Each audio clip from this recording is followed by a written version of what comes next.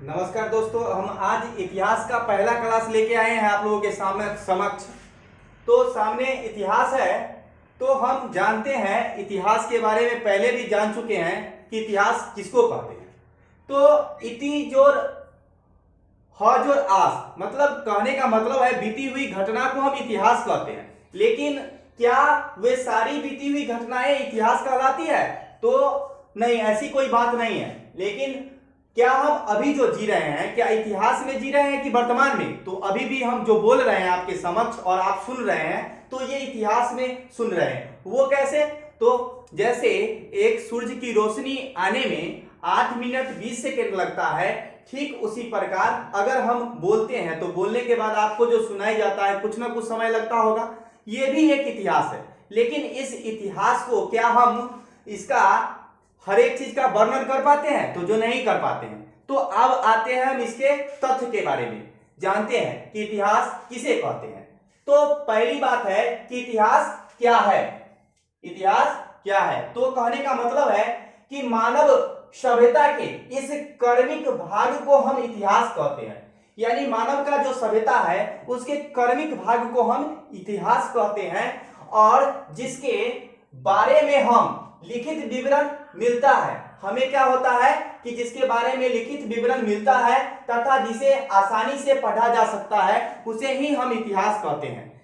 और नेक्स्ट है इतिहास के प्रकार। तो लिपि के आधार पर इतिहास को 3 भागों में बांटा गया है। तो वो कौन कौन से भाग हैं? तो पहला भाग प्राग ऐतिहासिक काल, जिसे हम पूर्व ऐतिहासिक काल भी कहते हैं। तो प्राग ऐतिहासिक काल वैसा काल होता है जिस काल में दोस्तों जिसका लिखित विवरण उपलब्ध भी नहीं है और इसे पढ़ा भी नहीं जा सकता है। कहने का मतलब है कि मात्र इसे खुदाई के द्वारा ही हम जानते हैं कि वो काल कौन है।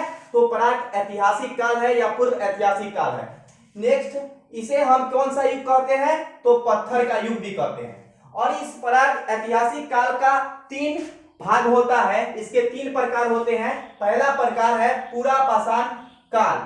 देखिए भाई, पाषाण का मतलब होता है पत्थर, पत्थर युग। पूरा पाषाण काल जिसका कालखंड है आपका 5 लाख से 10,000 ईसा पूर्व।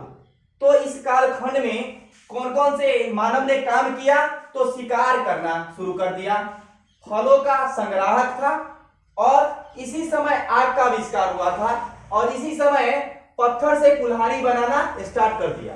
फिर आगे क्या किया? कठोर पत्थर का उपयोग किया, कठोर पत्थर का उपयोग करके कुल्हाड़ी बनाया। पशुओं का चित्रांकन भी इसी काल में हुआ, इत्यादि। कहने का मतलब है कि पूरा पाषाण काल में ही आपका शिकार करना, फल संग्राहक के रूप में काम करना, और आग का आविष्कार करना, कुल्हाड़ी बनाना और पशुओं का चित्रांकन करना पूरा पाषाण काल में ही किया गया। नेक्स्ट है आपका मध्य पाषाण काल, जिसका कालखंड है आपका 10,000 बीसी से 8,000 बीसी, ईसा पूर्व। बीसी को हम ईसा पूर्व भी कहते हैं। इस समय क्या हुआ था कि तांबे की खोज की गई थी। नेक्स्ट है आपका नव पाषाण काल। नव का मतलब होता है नया, नया पत्थर, नुकीला पत्थर। यानी कि इसका काल क्या है? 8,000 ईसा पूर्व से 6,000 ईसा पूर्व। इसमें क्या हुआ कि लोग अब आत्मनिर्भर हो गए थे। किस पर? अर्थव्यवस्था पर। और इसमें पहिया का आविष्कार हुआ, साथ में चक्र का आविष्कार हुआ।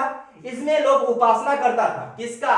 तो मातृ देवी की पूजा करता था, यानी प्रकृति पूजक था वो। और इसमें कपास एवं ऊन काटने का काम भी किया इन्होंने। नेक्स्ट आता है आपका अर्ध ऐतिहासिक काल, जिसका लिखित विवरण तो उपलब्ध है, लेकिन जिसको आज तक पढ़ा नहीं जा सका उसे अर्ध ऐतिहासिक काल कहते हैं। जैसे सिंधु घाटी सभ्यता। सिंधु घाटी सभ्यता का काल जो है वो 2350 से 1750 बीसी तक है, कार्बन 14 पद्धति के अनुसार। और इस सभ्यता को कांस्य युगीन सभ्यता भी कहा जाता है, जिसके बारे में हम आगे पढ़ेंगे। नेक्स्ट है आपका इतिहास, तीसरा पार्ट। लिपि के अनुसार तीसरा पार्ट है इतिहास। अब इतिहास को 3 भागों में बांटा गया है।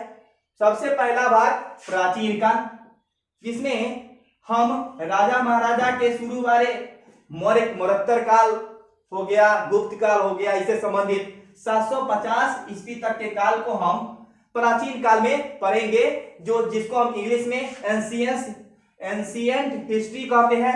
नेक्स्ट है आपका मध्य काल का इतिहास, जिसको मेराइवल हिस्ट्री भी कहते हैं, जिसका काल है 750 से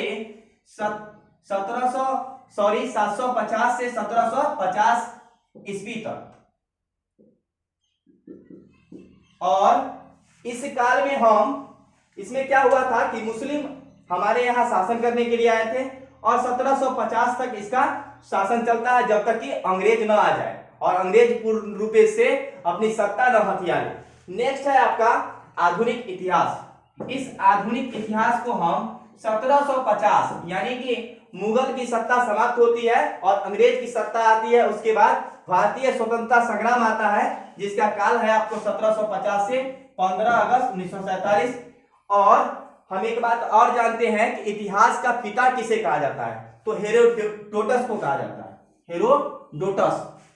तो इसे पिता क्यों कहा जाता है, क्योंकि सबसे पहले ऐतिहासिक स्रोतों का अध्ययन इन्होंने किया था, इसीलिए इन्हें इतिहास का पिता कहा जाता है। Thank you. नेक्स्ट क्लास फिर हम इतिहास का लेके आएंगे, और आप लोग लाइक एवं सब्सक्राइब करते रहें।